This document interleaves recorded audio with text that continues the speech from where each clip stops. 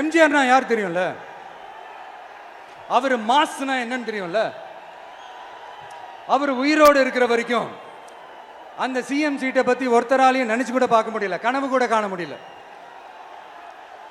எப்படியாவது அந்த சிஎம் சீட்டை என்கிட்ட கொடுத்துருங்க, என் நண்பர் எம்ஜிஆர் திரும்ப வந்ததுக்கு அப்புறம் நான் திருப்பி கொடுத்துட்றேன்னு தன்னோட எதிரியை கூட மக்கள் கிட்ட கெஞ்ச வச்சவர் எம்ஜிஆர். எப்படி கெஞ்ச வச்சவர். ஆனா இப்போ அவர் ஆரம்பிச்ச அந்த கட்சியை, எம்ஜிஆர் அவர்கள் ஆரம்பிச்ச அந்த கட்சியை கட்டி காக்கிறது யாரு? இன்னைக்கு அந்த கட்சி எப்படி இருக்குது? அதை நான் சொல்லிதான் உங்களுக்கு தெரியணுமா என்ன?